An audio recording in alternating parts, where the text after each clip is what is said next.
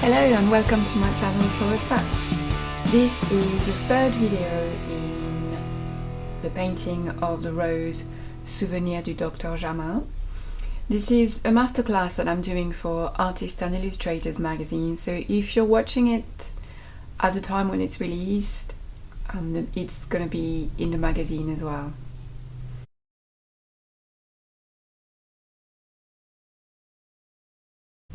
I have now painted all my shadows on the rose and the foliage in part 2, and I am ready to start putting colour on, and this is where we are going to be at the end of this video.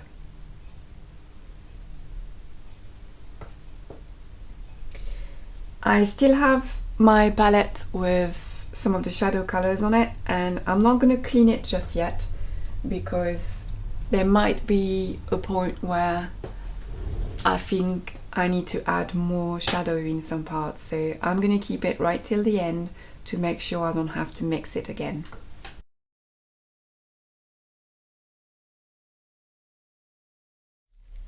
I left the shadows to dry thoroughly during my lunch break, and now I can go over the painting with putty rubber just to make sure that I erase my pencil lines before I start putting on some colour. There are some lines that I can't erase, the ones on the edge when there's no shadow, or the edge of the leaves. I can't erase really. These ones I can dab a little bit, but if I erase too much on the edge I will lose my line and then I won't know where I am. So you've got to be careful to keep some lines where you need it. But the rest, just brush the putty over the painting to remove as much pencil as you can, as soon as you can. Now I'm ready to do some colour. I won't need to refer to my tonal drawing anymore because that was just for the shadows. Now that I'm ready to do the colour, I need to go back to the subject itself. And don't forget to change your water at this stage because you want very clean water. Painting wet in wet, you don't want the water to be grey when it's time to put the colour on.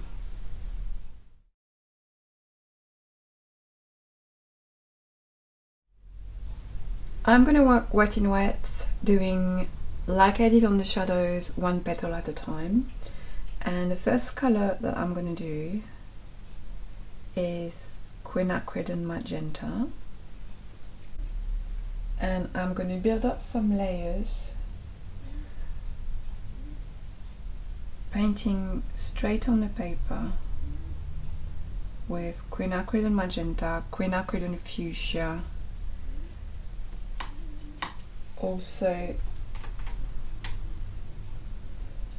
French Ultramarine added in some places, and a bit of Cerulean Violet as well, which will really darken the washes in places like the center where I want the color to be very dark.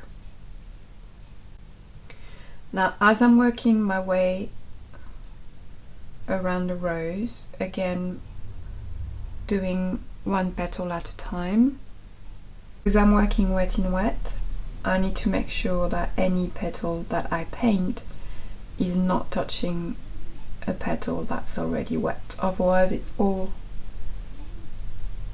gonna merge into a big mess. I've been painting my way around the flower, one petal at a time. Now let me show you how I do one of the bigger petals. Again, it's wet in wet. I have a number 12 brush. It's the Princeton Neptune, so you can see how much it swells in the water. It carries a lot of water. But I want a lot of water on there because it's a big area and I want to have time to finish my petal and put all the colour I want to put on there before it starts to dry. Otherwise it's gonna make a mess. Also, I don't want to have to do 15 washes, so we're not talking thin glazes here. I'm adding quite a lot of paint. So the base is the Quinacridone Magenta.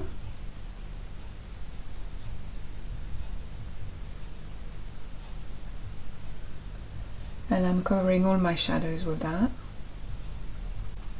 Because it's a velvety rose, I'm reserving my highlight, but the highlights are not completely white because that kind of velvety texture doesn't reflect that much light. It absorbs quite a lot of it, so I am careful to reserve my highlights along here and here, but in the end they're not going to be completely white. So I'm just roughly working out the direction of the veins here. Obviously they're not going to stay like this, that's just to give me an idea of where they're going. So that was the Quinacridone Magenta. Now I'm working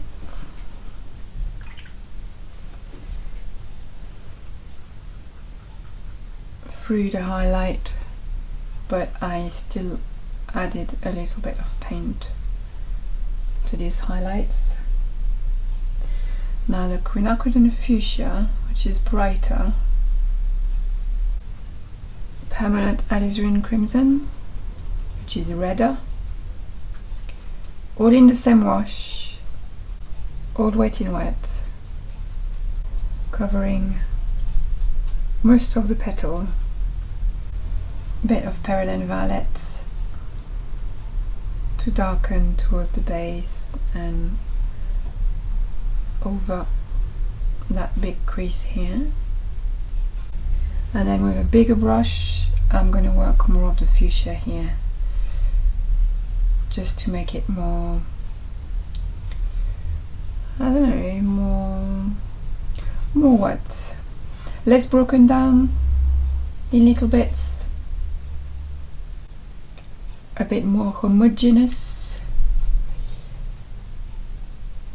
and then running my damp brush through that highlight once more to make sure it's reserved.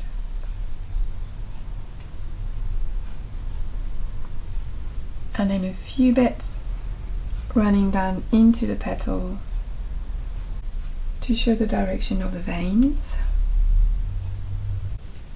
just to give the paint an indication as to what kind of direction I want it to dry in. Just help it out a little bit. Obviously wet in wet, it's got a mind of its own, but if you can give it a clue, it always helps.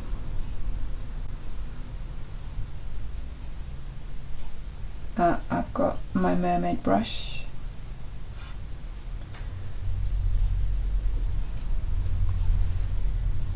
Just to strengthen those highlights a little bit, running the brush across them. And that's it for the first wash on that petal. Now I'm going to leave it to dry and I will revisit it when I go around for the second time.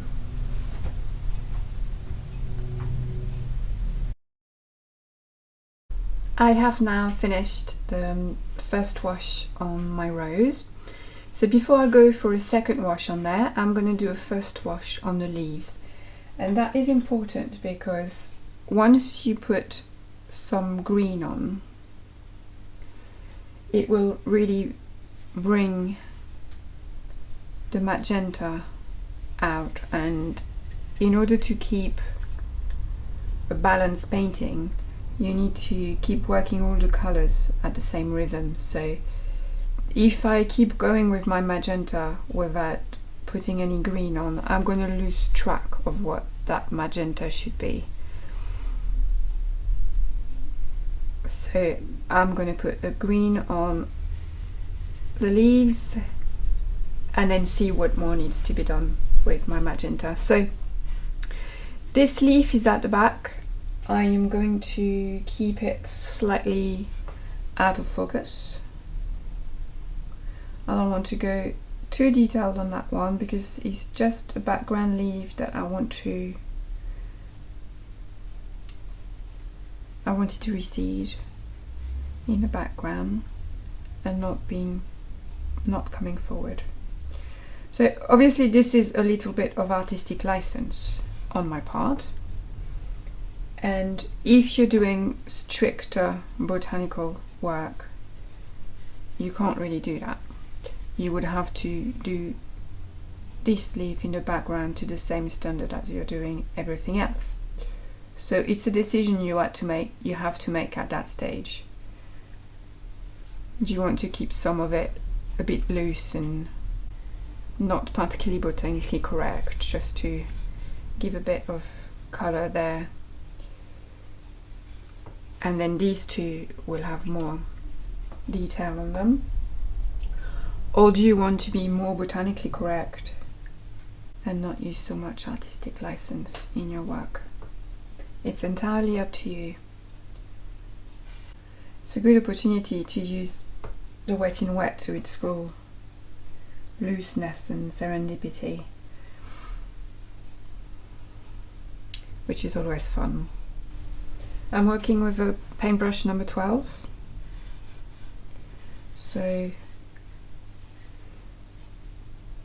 definitely bring out the big guns to keep it loose. I'm adding some pure yellow here just to give a bit of variation in the green, and I'm going to leave it at that. Now that's going to take a while to dry because it's obviously really soaked. So I'm going to move to the other side. Actually, I could do that one because that one's not touching and it's in my frame, so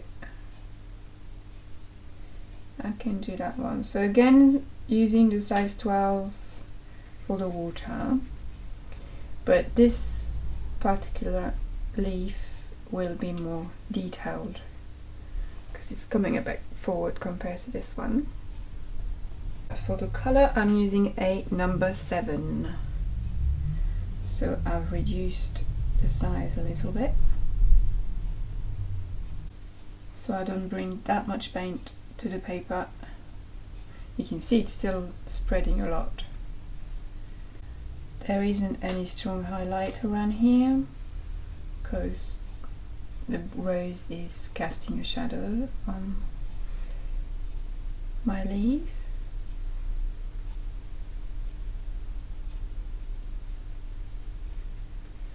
But it's getting paler a little bit there as it's coming out of the shadow.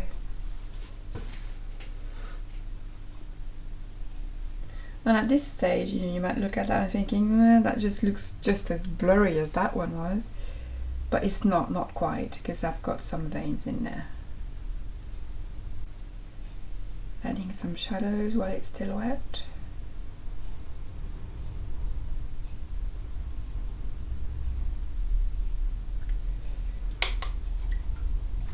And then using my flat brush, I'm just going to go in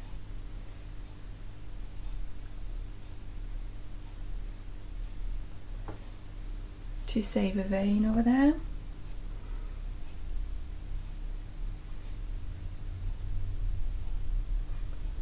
And one slightly visible there.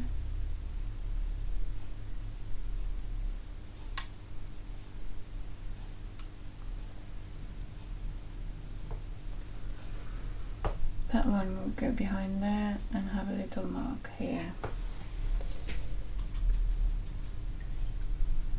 Okay, and then leave that to dry. So I haven't worked the paint for very long. I'm really not fiddling with my paint. But it's just enough indication. Nice loose wash on there. I have now finished my first wash on the whole painting, on the rose and the foliage. So I'm ready to do the second wash. Now the second wash should be a little bit easier because I have made the difficult decisions already. I have decided where the light is going to go, where the shadows are going to go, where the reddish purple is going to go, where the bluish purple is going to go, where the magenta is going to be the dominant color. So all these decisions have been made already. What I'm doing now is reinforcing this and strengthening the color on the rose. One thing that I have to do, which is a little bit difficult, not physically but kind of, I don't know, psychologically, is to cover all my highlights. And that is difficult because reserving highlights in wet and wet watercolor isn't an easy thing to do, and I have reserved a lot of highlights on there that I'm quite pleased with. Unfortunately, at the moment they're too bright. Because the rose is very dark and velvety, it absorbs a lot of the light, so the highlights are not going to be as white as I have on this painting. This would do more like the texture of a tulip maybe, rather than a rose. So I have to cover them. Obviously they won't go as dark as the mid-tones and the shadows, but they need to be taken down a bit. Let me show you how I take down a highlight. So still wet and wet, lots of water on there. As usual, making sure the water is even, then adding the color where there is already color. That's the easy bit. Ready? That hurts.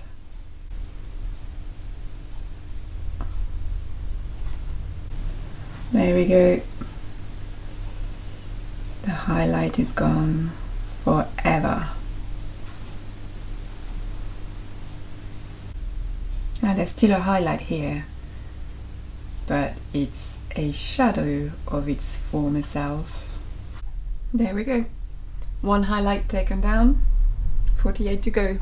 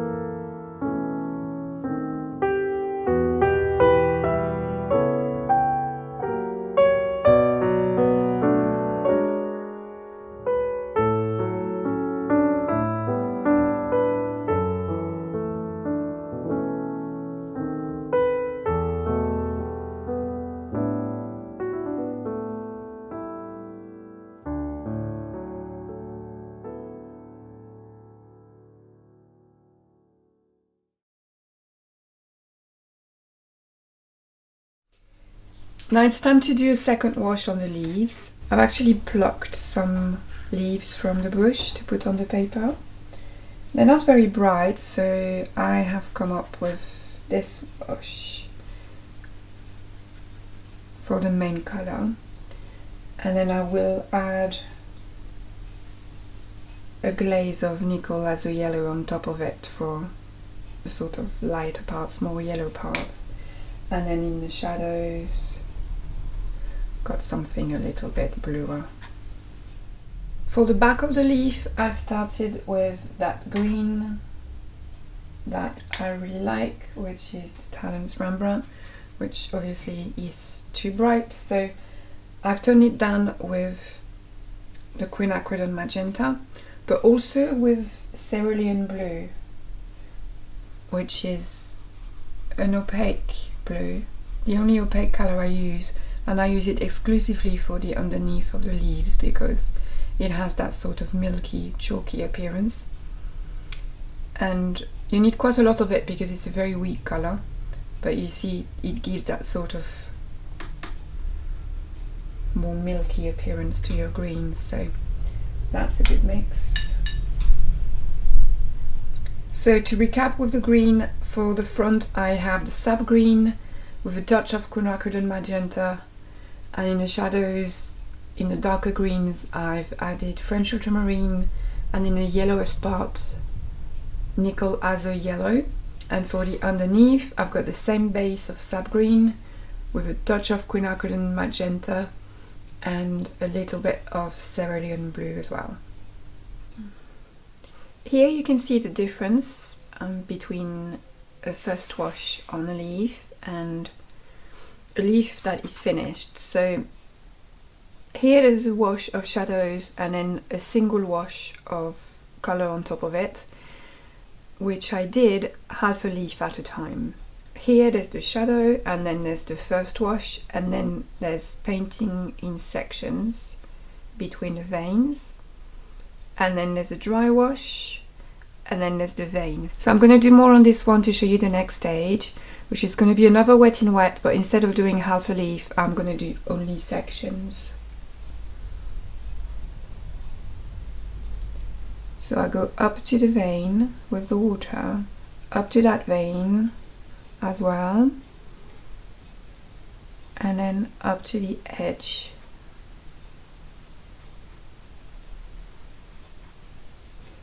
And that's just pure water. Then I've got my green mix. So I'm going to go up to the edge of that side vein, up to the central vein. Here I wanted to stay light because I wanted to stand out, so I'm not going to go too dark.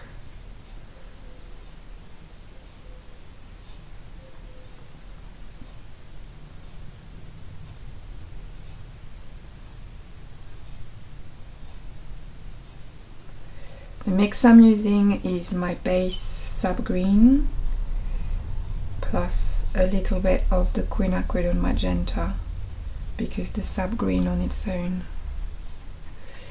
is a little bit too bright.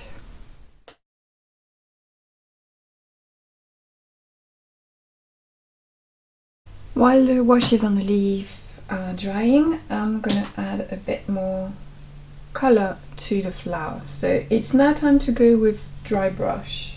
I've got a fairly watery color on my brush, and I'm just adding color without wetting first. So that won't lift what's underneath, but it will add more color to the petals. And again, here you can use different colors. I'm playing now with Quinacridone Magenta and Quinacridone Fuchsia. If you go a bit strong and you get close to a highlight, you can just water the edge of it, just with water, with pure water. It will soften it. As you apply the paints, make sure, even if you're doing it thinly enough that it won't show any marks, still go in the direction of the veins, because if one of them leaves a mark, at least it won't go across there in completely the wrong direction, which could give you completely the wrong texture. So make sure that you're doing this following the veins.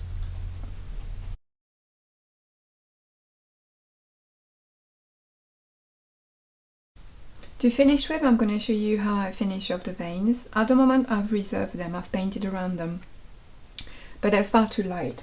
So I'm going to cover them first with a very yellowy wash.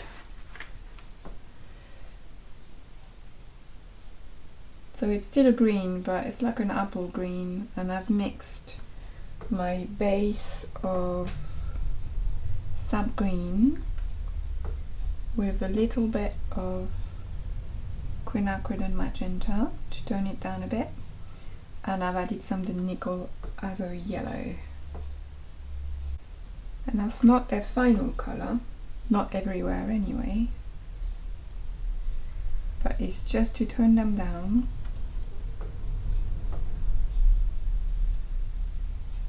So they don't stand out so much. If you leave anything completely unpainted with not even any water on it, it just looks like a hole. Doesn't look like it's part of the painting at all. In this particular rose, because it's a dark red one, some of the dark pigment goes into the veins as well.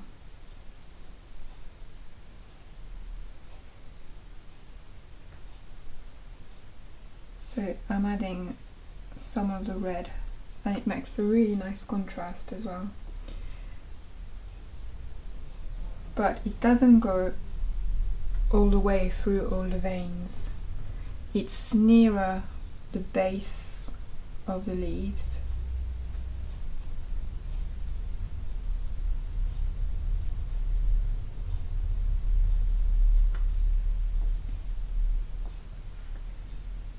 And it goes to the sides, but then it just fades. Now I just need to finish off around here. The leaf going into the branch. And I'm gonna add also a little bit of French ultramarine on there, because although it's a lighter part of the plant, it's lighter than the leaf, but it's behind it, so it should also recede a little bit. And that red will make a good job of making it different from the leaf as well. So this is the rose finished. I think I have shown you a little bit of everything on everything. Thank you for watching the video. I hope you enjoyed it. Don't forget to like and subscribe, and I will see you on the next Florist Patch video. Thank you. Bye bye.